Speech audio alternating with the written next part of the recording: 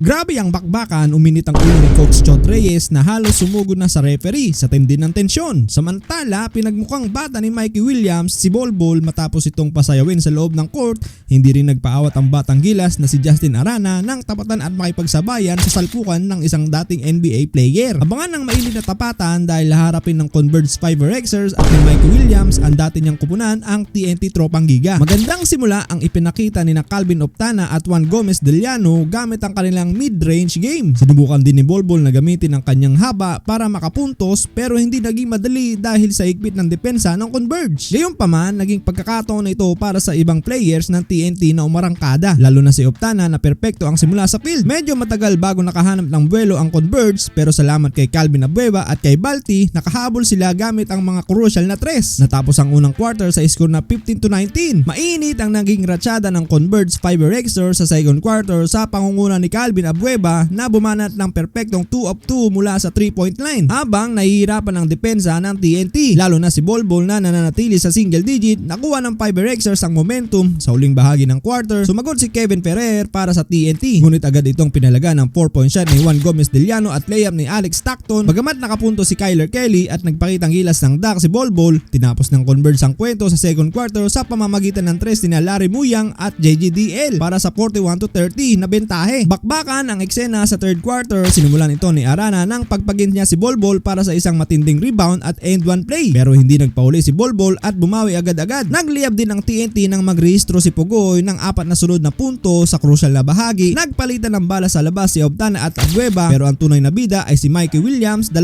beses na pinasayaw ni Williams si Bolbol para sa kanyang back-to-back step back triples dahilan para hawakan ng TNT ang 8-point lead 69-61. Tuloy-tuloy ang pagsabog ni Mikey Williams sa fourth quarter, sinumahan pa ng transition play ni Alex Stockton kaya lumobo sa 11 ang lamang ng 5Rxers. Sa sobrang tensyon ng laban, muntik nang itupi sa pito ni Coach Chot Reyes ang referee. Sinubukan ni Bolbol na isalba ang Tropang Giga gamit ang mga halimaw na dakdak at crucial na block habang nagpakitang gilas din si Jordan Heading sa 4-point line, pero hindi nagpatinag ang Converge sa huling 2 minuto. Kahit tumabol ang TNT, tinapos ni Justin Arana ang laban gamit ang isang dagger putback. Sa uli, nanaig pa rin ang ube halaya.